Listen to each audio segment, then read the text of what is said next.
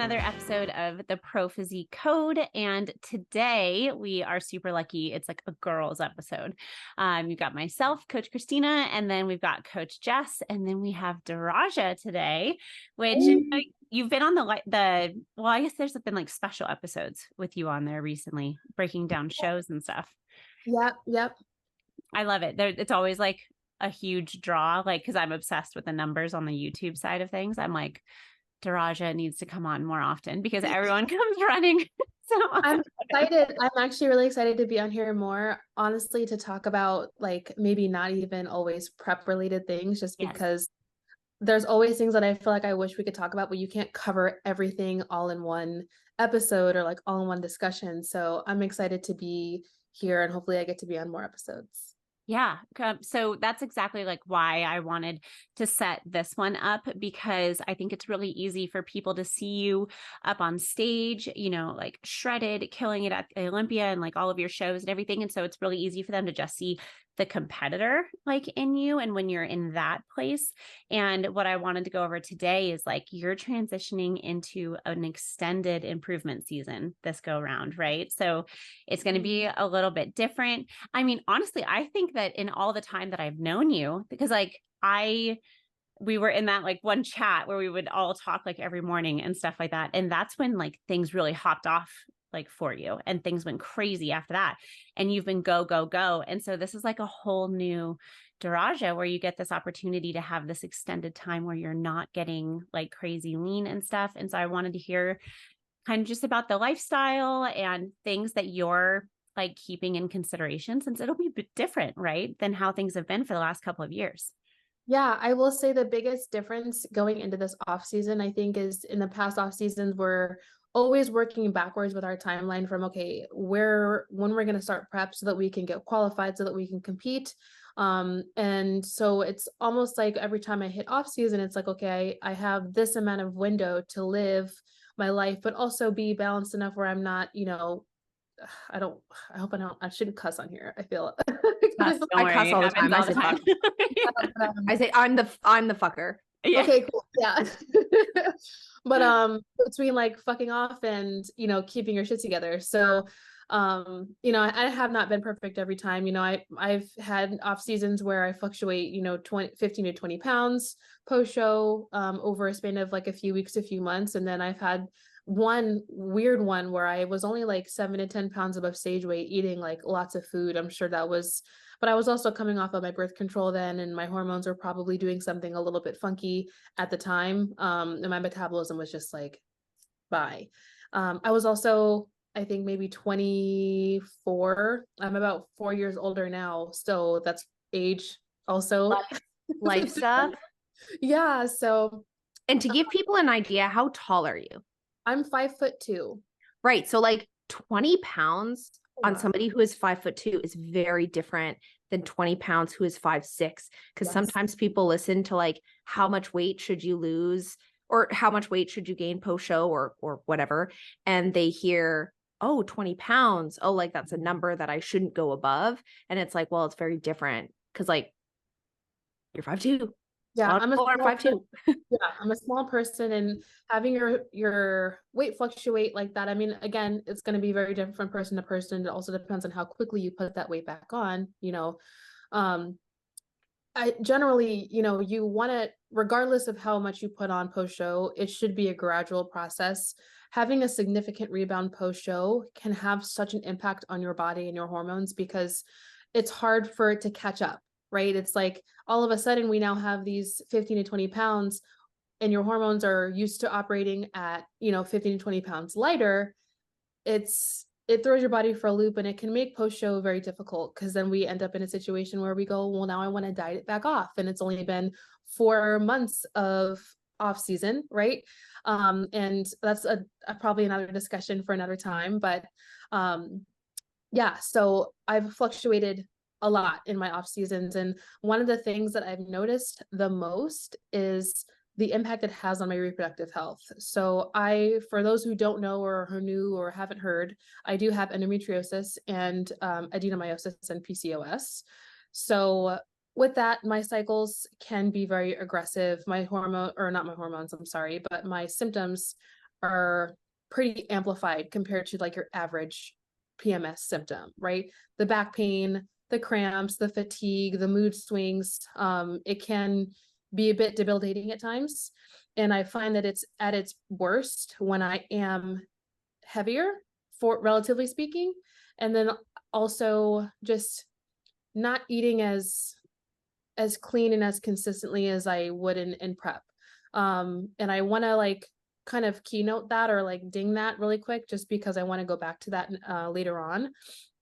But I want to go back to that later on. Yeah. Right. But so my motivation with this off season, I'm 2.5, almost 3 weeks now post show.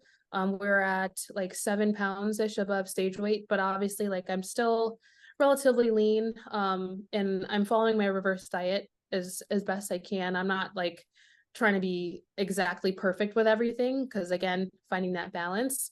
But my motivation for staying leaner is really just because it improves my quality of life on a regular basis. It has absolutely nothing to do with aesthetics. It's just a benefit that I maintain, you know, a comfortable body composition and physique, as a result of just sticking with my diet and my routine as far as exercise and nutrition is concerned. So yeah, I think people really like don't think about necessarily like when they think about flexible dieting or following a macronutrient plan, it can be really simple and easy to be like, oh, well, I can fit all of these great foods in. And that's great. Like that is a benefit of how we coach a lot of our clients.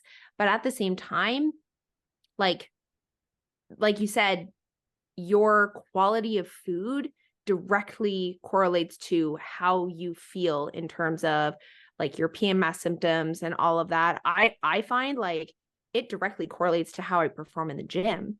If I'm eating like lower nutrient quality foods or whatever, it just kind of trickles down into other areas of my life, even though I'm hitting my macros. And I think that it can be easy to then go, oh, these are good or bad foods, and you should or you shouldn't eat that. But at the end of the day, food is also there to help us just like feel good and fuel our body and help with all of the processes that our body's going through.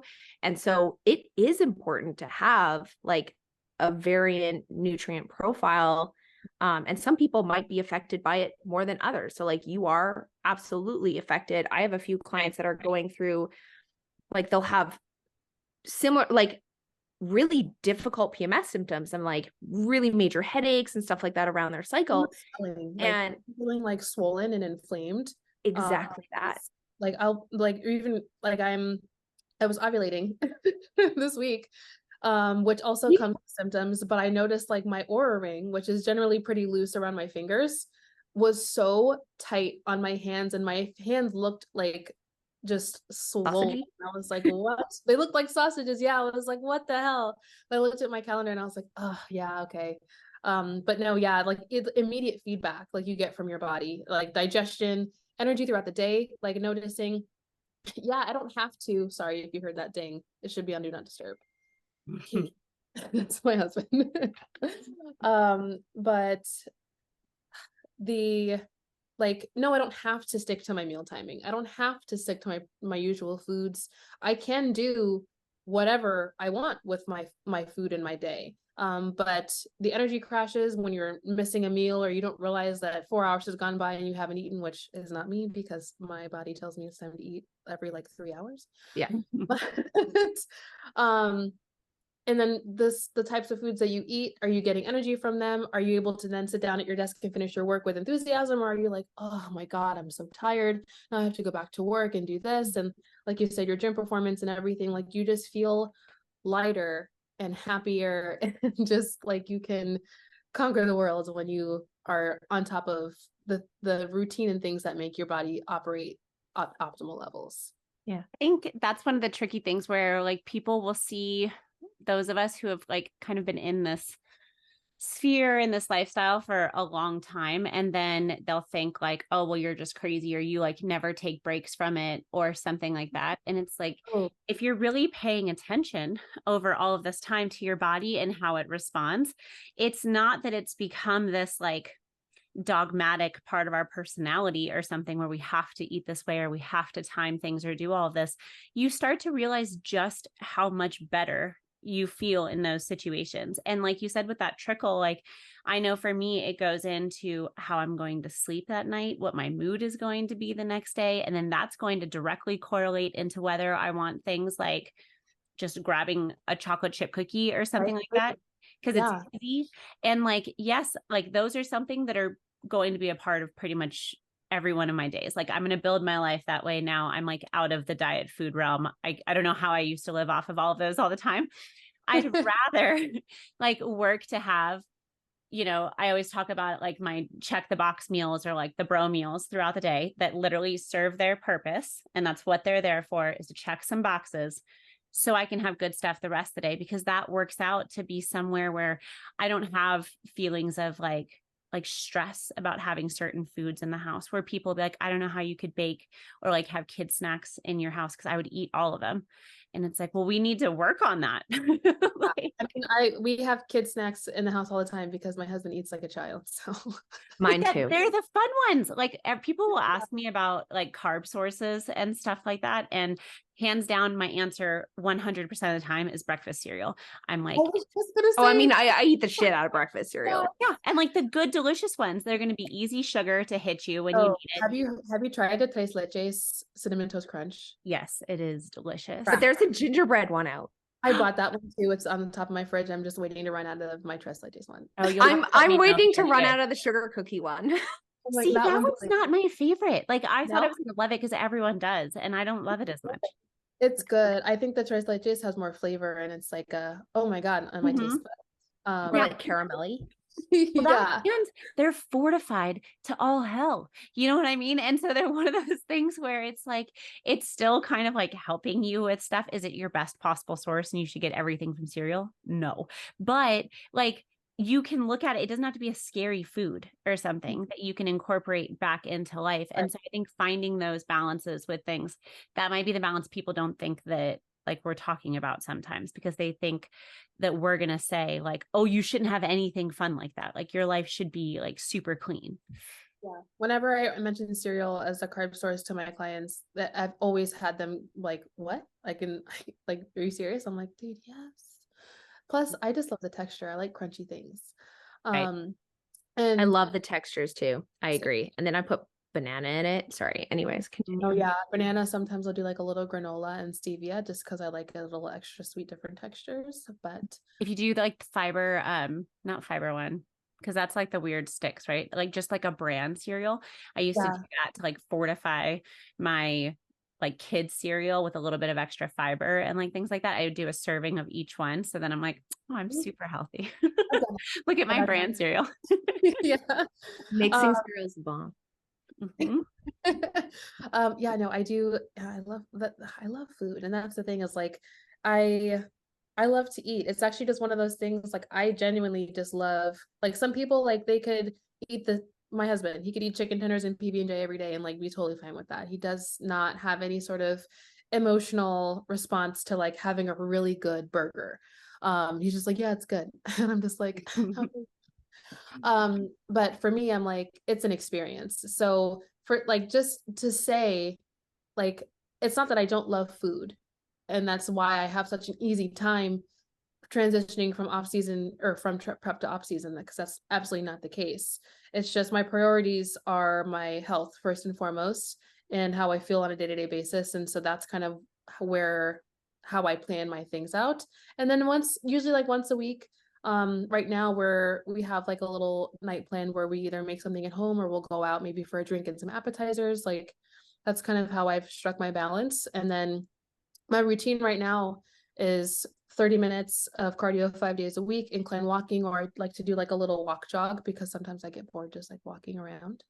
And I try to drink like 50 ounces of water first thing in the morning. So like I'll have my water bottle filled up already. So when I go downstairs, all I have to do is just start drinking it.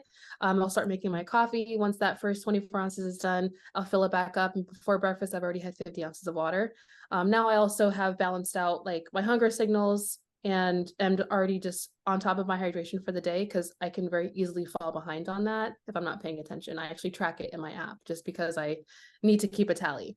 But yeah, so that's kind of my routine right now. My training schedule, I'm only training like 2 to 3 days a week right now, and they're not even real like training sessions. They're kind of just like workouts, until I feel like my body is ready to really train again. Because yeah, it's hard to explain, but like as someone who's dieted down for a show before, and like coming off that show and that prep, just like being stage lean and like eating low calorie, doing all the cardio for a long period of time, I think you just are a little more sensitive to inflammation, and you're not recovering that great just yet. So I don't want to push it. I want to let my body kind of level out and get back to a happy place before we start really focusing on growing.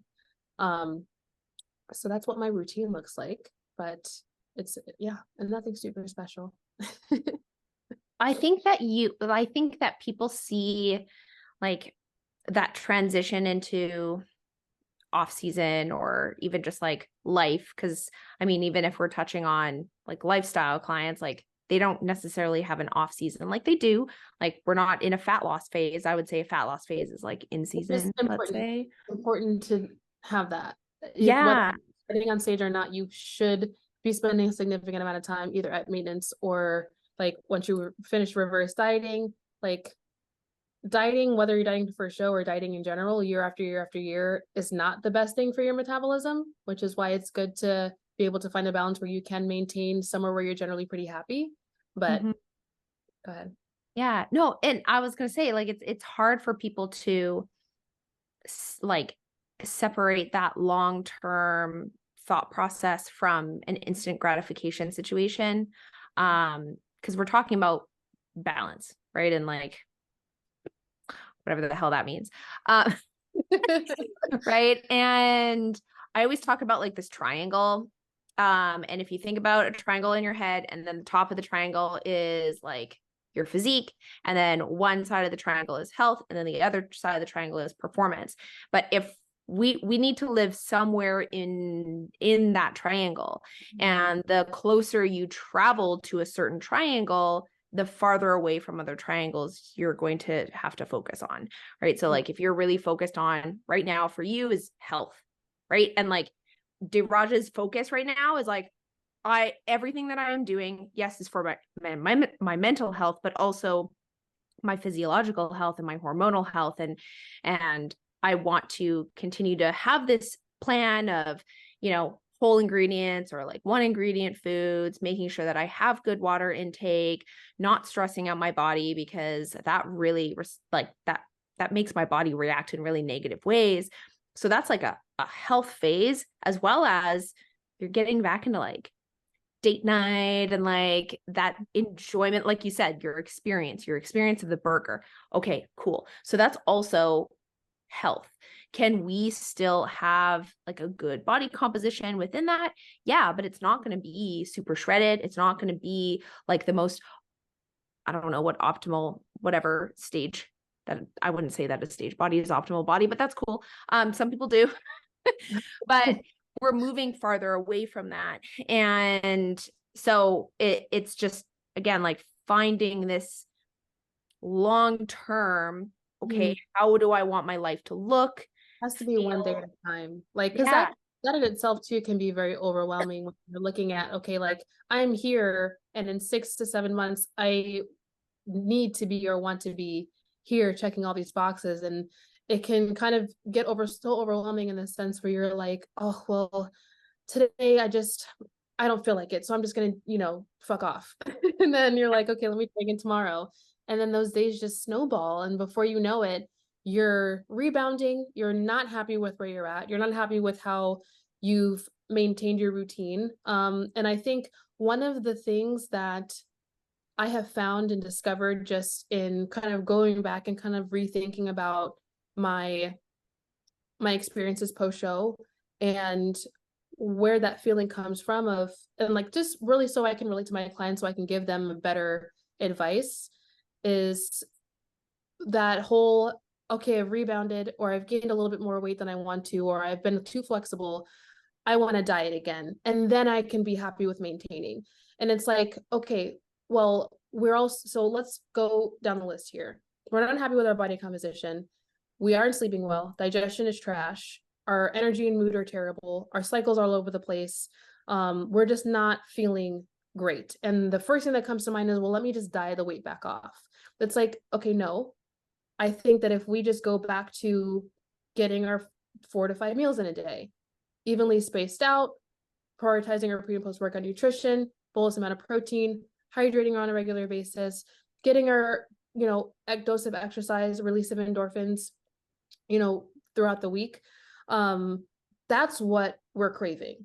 When we really break it down, that's what made us feel good in the first place. Getting back down 10 to 15 pounds, cool. If that ends up happening, great. But once you've come out of a diet, you are probably not in a place to diet anytime soon, successfully at least. So you're really craving that routine and the habits that made you feel really good. So let's get back to that and see where we go from there.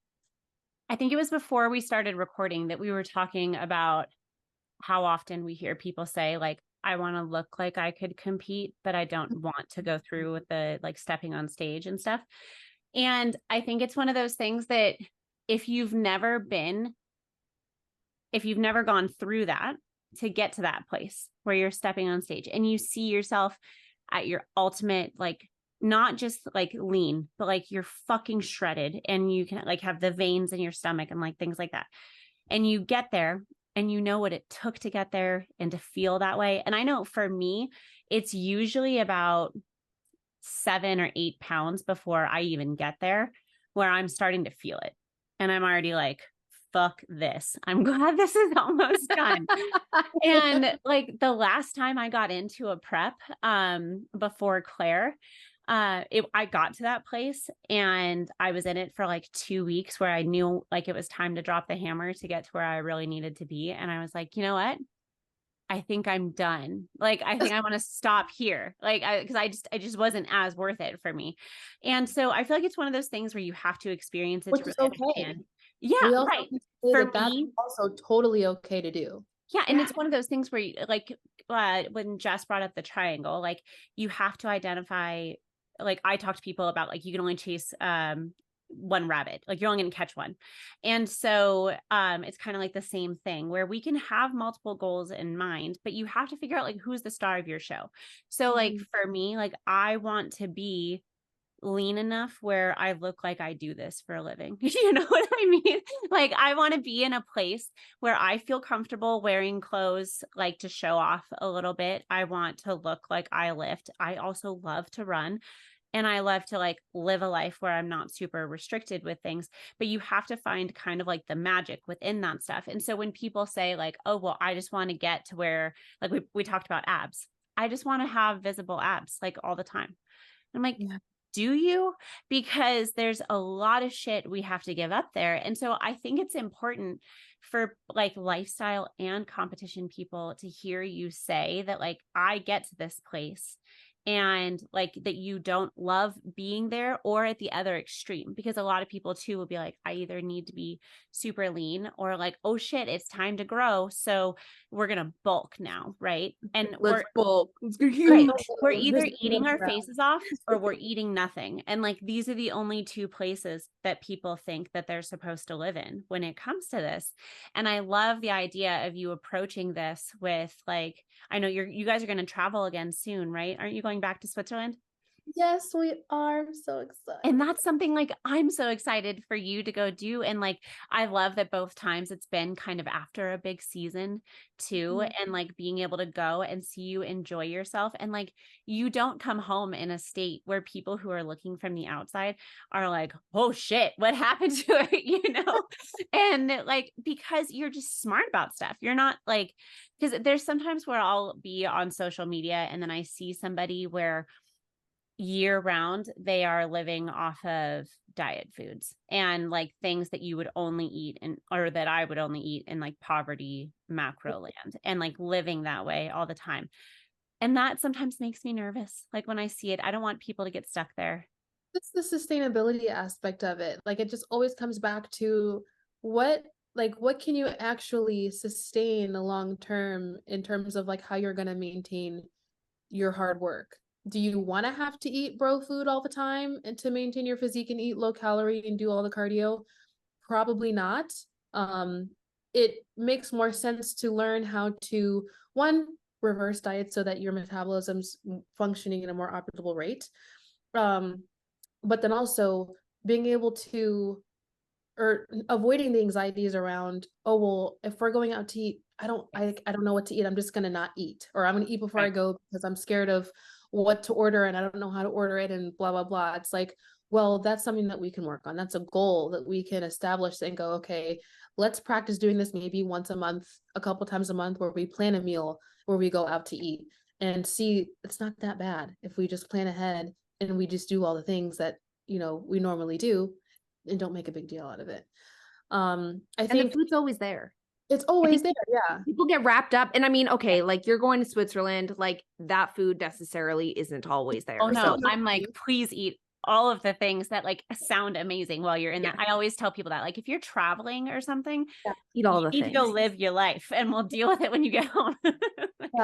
Yeah. Well, absolutely. But like, oh my God, the food is always there. So we get into like this scarcity mindset where it's like, oh my God, this is my only time to enjoy. That restaurant's gonna close, or that food's not gonna be in the grocery aisle in like 2 months. Right. Really, you can't get a really bomb ass steak, or like you can't go and make cookies. It's like when we were talking about at Halloween, when all of like the Halloween candy's out, and I was like, yo, those chocolate bars are available year round.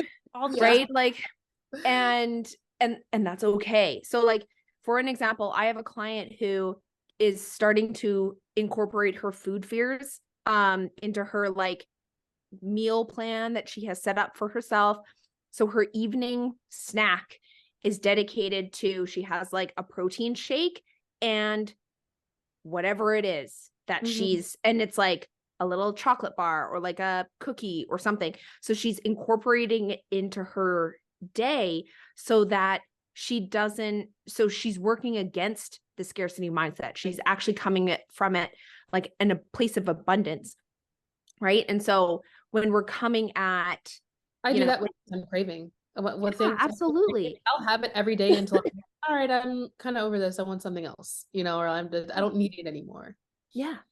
But you're still checking your boxes of like not eating like an asshole, but like, okay, when we went to Disneyland or Harry Potter World or whatever, right? We both got, I'm full on off season. You were like 1 day post show, not even. She's like 12 hours post show. Yeah. But like, I love seeing, like spending time with you in that place. Cause like that place was also at your wedding last year. That place, like we've like hung out multiple times, right? Yeah. Right. Where we had butterbeer and we had ice cream. Yeah.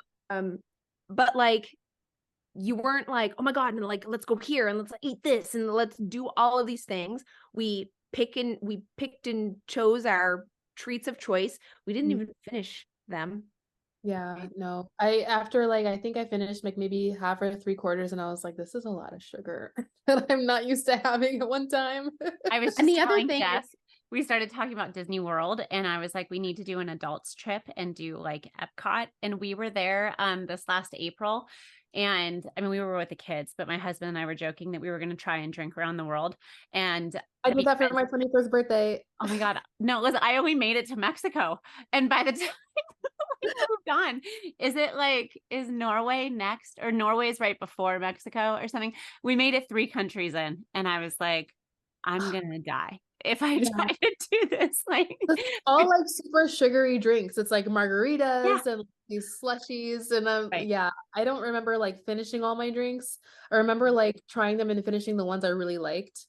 But yeah, I feel like you should get a medal. That's a great thing too. Like, A little trophy. is that you can have those kinds of things. And I know, like, I kind of take it back to where it's probably, this sounds so like, I don't know, silly, but like, you know, going back to when I was a kid or whatever, and you have that whole like finish your plate, or I was the oldest of 4 kids and we never had like the fun stuff in the house. So like, you better have all of it you can have when it's there and things like that. And so I've always been a like finish it person when it comes to things. Really? And Okay. like, it's just now that and even with tracking, like if I tracked something and then I'm 3/4 of the way through it and then I'd be like, I'm full, I don't want it anymore, I would finish it because I had logged it, you know, and I'm like, I don't want to deal with this math. That's a And good point, though. That's a good yeah, point. like being able to get to a place where you can have things, and it doesn't mean you have to go ham. Like, you guys didn't have to have everything when you were there, or you don't have to finish whatever it is. Like, we've got Thanksgiving tomorrow, and I've been talking to clients about that. Like, you can serve yourself portions, and then you don't have to go crazy if you don't like something or if you're full. And I think that's like a skill that kind of I am the first to taste something, and if I'm not like emotionally just like, oh my God, this is delicious, or it's just even like I'm just not really liking it, I will spit it out and dump it and not waste the calories on something that I'm like, I don't really like this. Like I've tried cookies post show where I'm just like, and nah, I don't like that one, and I just dump it and I try a different one. I hope that wasn't like triggering for anyone, because that can probably out of context sounds like I'm just throwing away food because I don't want to consume the calories, but that's not what I'm saying. right. You come at it from such a good place though. Yeah. Like that's what I love. Like you're like, oh, I'm gonna have some chicken before we hit up Disney World or dude. Harry Potter, because like at least I'll have something in my system. Yeah. And then we got back to the Airbnb, and then you're like, I'm gonna hit up some more chicken because all of that sugar is making me feel some type of way. So now we had the it becomes a very like, I didn't know, for me, and not everyone's like this, but I'm very auto-regulated, I would say, where like I'm very in tune with my biofeedback and like what the things that I know are necessary for me to like adjust things and like tip the scales. So I forget that not everybody kind of like picks up on the biofeedback from their body and like knows how to work around that stuff, which is something I like to help my clients do, which is why I love feedback. Like I'm like their sheet, I'm like, I want to know, there's no TMI. Right. Yes. But before I forget, just because, you know, one of the other reasons I'm so like just adamant about taking this reverse diet one day at a time and like really prioritizing my health is because I've been prepping for, this is my 6th year, going on 6 years. Right. And dieting to get stage lean every single year takes its toll on the body. It's not something that we recommend generally. If anything, that's like, I'm setting the worst example, especially like being a natural athlete, your body does not, comes to a point where like your metabolism and your hormones only have so much left in the tank before they're kind of just like energy conservation mode. Like the body's just not, it doesn't want to do that anymore. And I think this prep was where we kind of hit my limit of this time around. This was the hardest and longest I've ever had to dig to get stage lean. And that's kind of when about like, I would say 4 to 6 weeks out from the Olympia is when I kind of knew that this was it for a while, that I needed a long break, but just by the way my body was responding or not responding. We got so stuck, and I like, at first I was getting really frustrated. And then I was like, Daraja, you've been competing for 6 years straight. this is a consequence of you not taking enough time off. And so that's being that way. I know my body's just in an even more sensitive place because of how hard we had to push to get lean. The harder you have to push, the more sensitive you will be post show. Because we never really got to a place where we could comfortably walk food up and start seeing that cool thing happen where the scale goes down. It really wasn't until the very end where we saw things kind of start to come together. So I knew that if I wasn't like on my shit, I was going to put myself in a very difficult position, and I was going to have a long ass year. So that's another motivation. And also just setting a good example for our clients, and just doing it right, being patient. Because it's easy as bikini competitors, it's easy to assume like, oh, well, we don't have to put on that much muscle. We don't have to get as shredded as the bodybuilders. So it's like, it's not as hard. So it's like, you can do it every year if you want to. But it's not abnormal to see other divisions take off full years, 2 years to grow and recover from a prep. Yeah. With bikini, I feel like it's not the same standard. So I think depending on your approach to prep, meaning enhanced versus not enhanced, I know as a non-enhanced athlete, it's just unrealistic to expect that you can successfully prep 6 years in a row without hitting some sort of snag and going, okay, I need to hit pause for a second. And you're an Olympian. Like, you are at like the top of the fucking top. And I think that this is so important for people to hear, because they see athletes go year after year after year. I fucking did that. This is why I haven't competed since 2020, because I did that for 3 years. And I'm definitely not an Olympian. Like, we ain't there, friends. So, and that's okay. But like, it's honestly refreshing to see that you are human, because you are. And I'm so sometimes like, yeah, surprise. And it's awesome because you're also such a fantastic coach. I think people look at you as like this Olympian and oh my gosh, she can take me to stage. But you also coach so many amazing lifestyle athletes. Like, I feel like you just have so much to give. And it's so nice to hear that it's like, oh wait, I have to take time off. It's like, yeah, Olympians have to take time off as well. And it's one of those things too, where like, it's not just about at the end of the day, like, and we all probably agree, like, this lifestyle is like, I see it as really a philosophy personally. And like, truly just like, your health really is part of your wealth. And I think that has to be like, when you're looking at like life priorities, like, not just like for yourself, but like for longevity, for your kids, for your loved ones. And I don't know, I feel like there's so much you can learn as far as like personal development in your health and fitness journey, if you can approach it the right way. I guess the right way, I don't want to say the right way, because there's many different ways you can do this. But for me, I guess personally, it's been a huge, like a road to a lot of personal development and growth and reflection and healing, from a lot of things. And like, I honestly don't think I'd be the woman I am today without the skills and discipline I've learned through bodybuilding. And you don't have to be a bodybuilder to do that, but that is, those are the things I've learned, and that's now just how I like to live my life, not calorie deficit excluded. I mean, like, the things that I do in my routine. And yeah, that's kind of just how I like to look at it. So that's what I hope I get to like relay with my clients. And I know we all kind of probably have our own way of expressing that to the people that we work with. That's why I think it's really powerful for them to get to hear your perspective when it comes to things about how you live life in prep and how you live life outside of it. Because while there's definitely extremes, like when they need to be there for an extreme sport, a lot of it isn't that different from what like the average woman is trying to do to lose No, weight. it's When we look not. at the fact that like I talk to a lot of women like every week that think that they need to be somewhere between 1,000 and 1,200 calories to lose weight.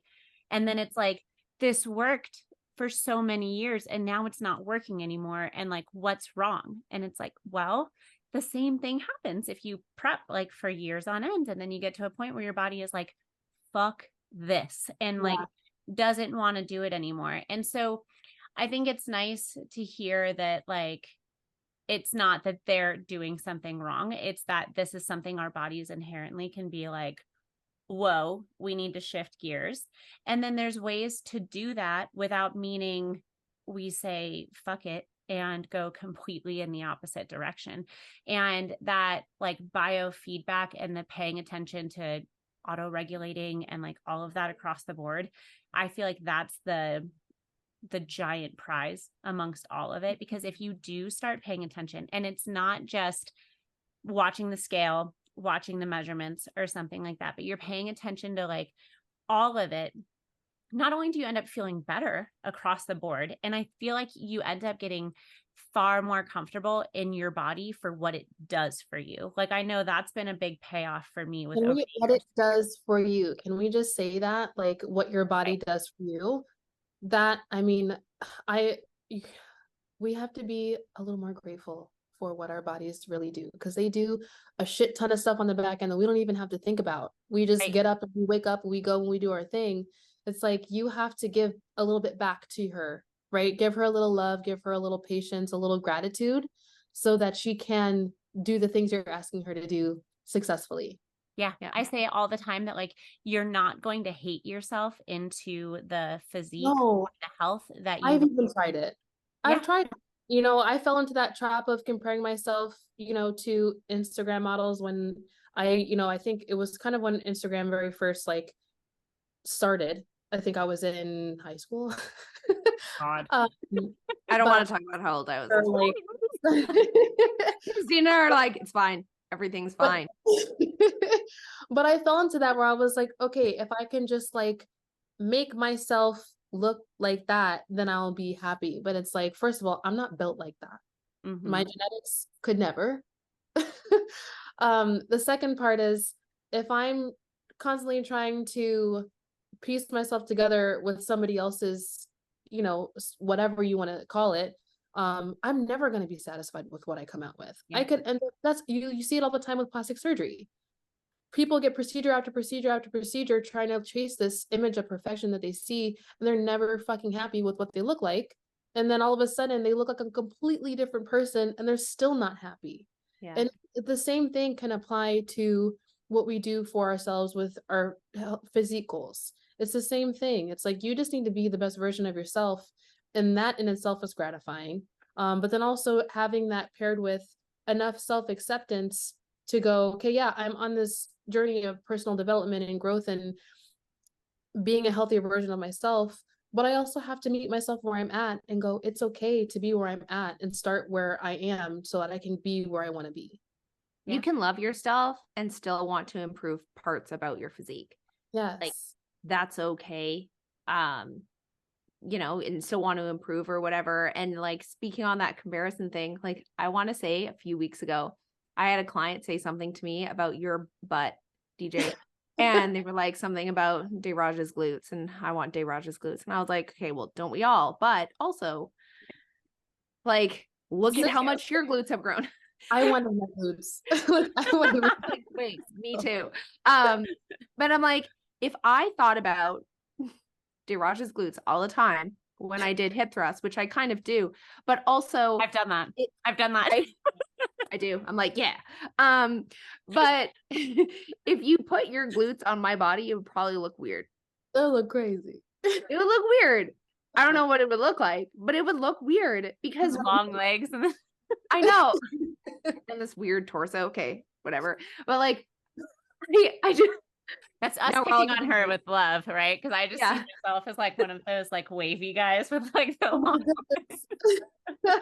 That's me trying to deadlift with like, oh yeah, oh my god, I'm good. But it's like, hey, that's okay to like aspire to things or want to say this is a like good, I don't know, like I have something to aspire to, but yeah, but like know that also like you need to be focused on you and what you are doing day in, day out to get you to where you want to be, and be grateful and like amazed by your own body and how much you progress.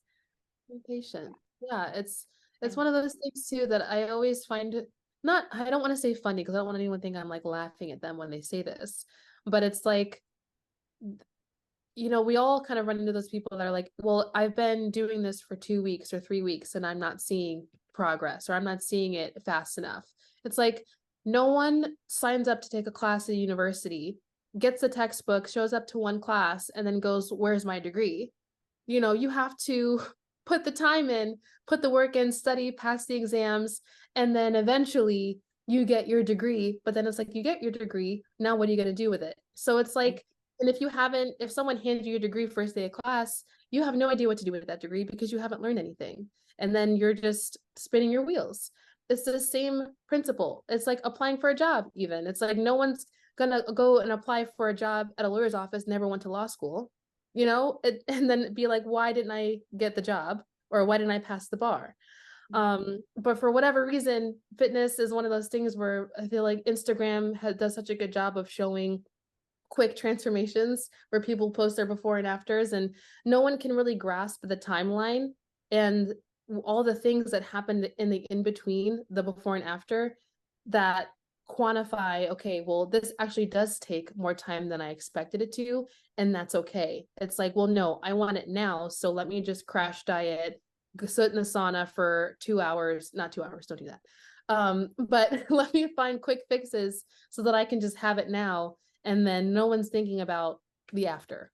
Yeah. No, we're coming up on that time of year where all of the magazines, like at the grocery store and stuff like Oh that, my goodness. they're going to be like, lose 30 pounds in 3 weeks trying this. And like all of this bullshit where it's like the math ain't mathin'. Like we can't do this. Like, and you have to accept the fact that what you do to get there is what you're going to have to do to keep it. And nobody wants to do that shit. Like, Who's you gonna know, do their life to stay to keep the weight off? Like, you're not doing that. right. So yeah. I love that like school analogy. I'm going to totally steal that.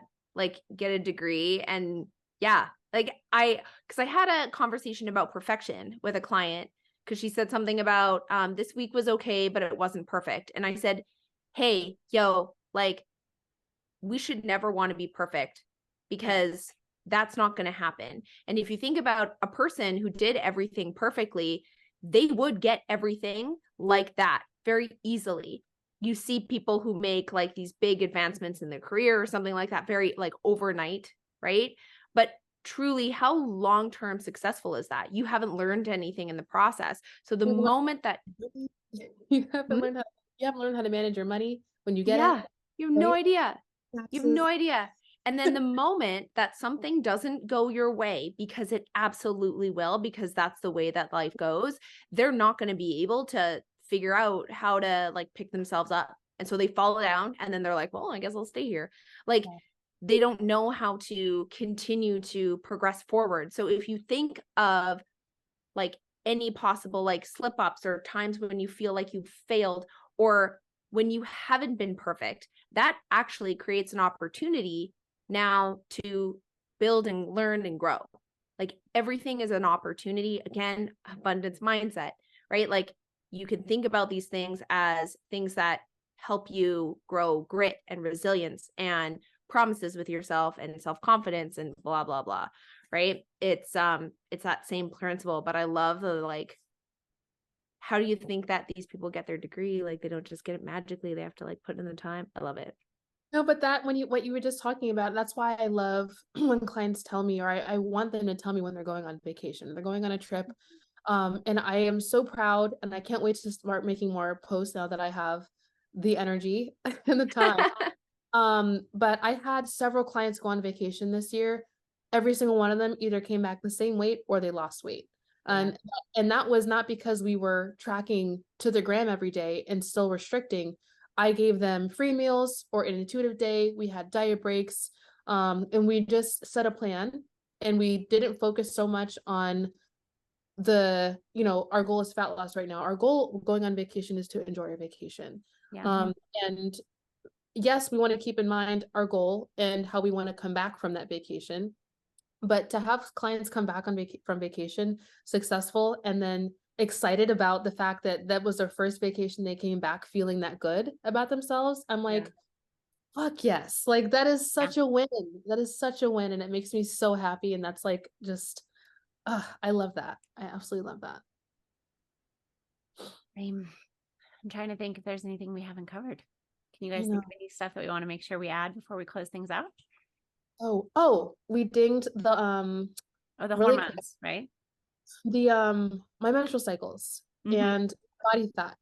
So and this is really just a theory. I haven't done any sort of like peer-reviewed, I haven't read anything as far as research is concerned, but just based off of my background knowledge and like what I understand, I know that putting body fat back on is not just subcutaneous, meaning underneath the skin, right? There's visceral fat that also accumulates. And if I can just formulate my own assumptions, I think that the added visceral fat going back on just with, what's going on in there probably doesn't feel very good on my insides.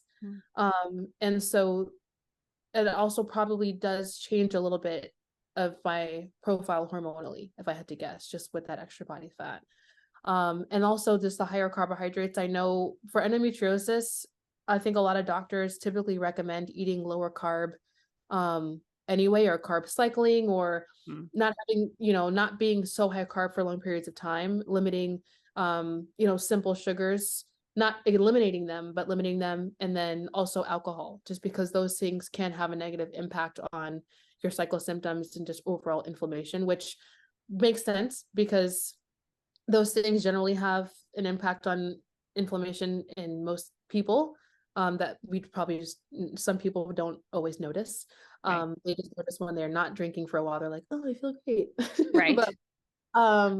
But I think when you have, and it is a chronic illness, when you have endometriosis and you are, I think, just more susceptible to inflammation, it just amplifies it. So those are really, like I said, just to kind of circle back, the biggest reasons I am so motivated to like just keep doing what I'm doing and feel good all the time, and not have really shitty periods. Yeah. We don't like that. What are you most excited about for Switzerland with going back since you've been there? I'm just excited about lifing and coaching and taking on more clients and being able to work with more amazing women. And also, coaching more competitors. My capacity to coach competitors on actively competing is slim to none because, it's, if they're wanting to compete around the time I'm competing, I don't want my performance as a coach to suffer. I don't want them to feel not supported, and things like that. So I'm excited to take on more competitors. I want to go to more shows, but really just thriving is like what I'm most excited about. I think people like don't realize competing like is draining, not only like physically, mentally, but like financially. With or without sponsors, all the travel and things like that. And, just enjoying being home with my husband. We've been married a year now, and I've been competing like for the last 6 years, like I said, and he's been amazing and super supportive, but he definitely enjoys seeing me just relax a little and like live, and we go out to drink, and date nights and things like that. So I'm just excited to like life and work and thrive and, do this more, hang out with you. Life gains. Yeah, dude, life gains. And the stage, just like the food will always be there, the stage will be there when I'm ready to come back. Yep. 'Tis the season of life. I like it. Yeah. Well, so I have been bugging everybody. Daraja, I don't know if you've listened lately. I can't imagine how you'd have time to be listening to podcasts with other stuff. I have been on this like trek to get us to 3,000 subscribers on the YouTube channel for the podcast, and we beat it since the last time I bugged everybody to go make sure that they're subscribing. So I think we're at like 3,019 or something now. So I'm very proud of all of you. And I appreciate you for fixing my round number, but now we're on the road to 4,000. So if you're not already subscribed to the YouTube channel, you can watch us when like a lot of times we're just making crazy movements. Maybe you don't understand the context if you're just listening to the audio. We should do fun, like themes sometime every once in a while. Like, you know how sometimes like dress up themes or something. Like if you ever follow like the Basement Yard, if you've heard of the Basement Yard podcast, they do like these crazy episodes where they like dress up and stuff for like their followers or whatever. But I think it'd be so fun to do like, you know, themed ones every once in a while, because that's the whole thing. But I'm here for this. And now I feel like every time we have Daraja on, we have to make sure that we plan one out and then see. I was going to say whenever Daraja's on. Yes, this is how we're going to do this. Okay, perfect. So we did that. Did you want to say anything about Command the Stage? Do you have any updates for us or any other information, Jess? Oh, no. On the spot, she says. I don't have any updates. I'm sorry. None that I can share.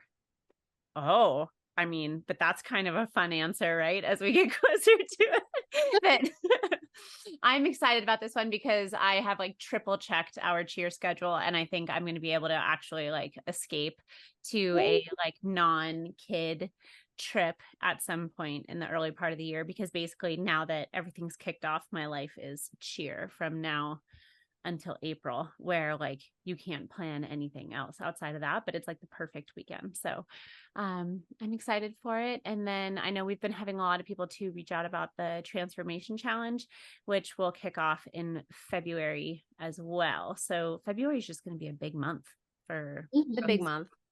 Yeah. Mm-hmm. And it's coming up like any second. Like tomorrow's fucking Thanksgiving. What? Freaking where though? Like it's insane.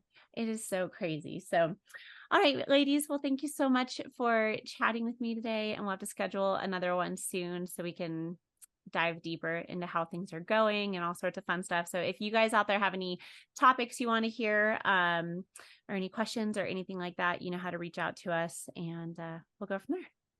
Yay. Love you guys. Thank you. Bye. Bye.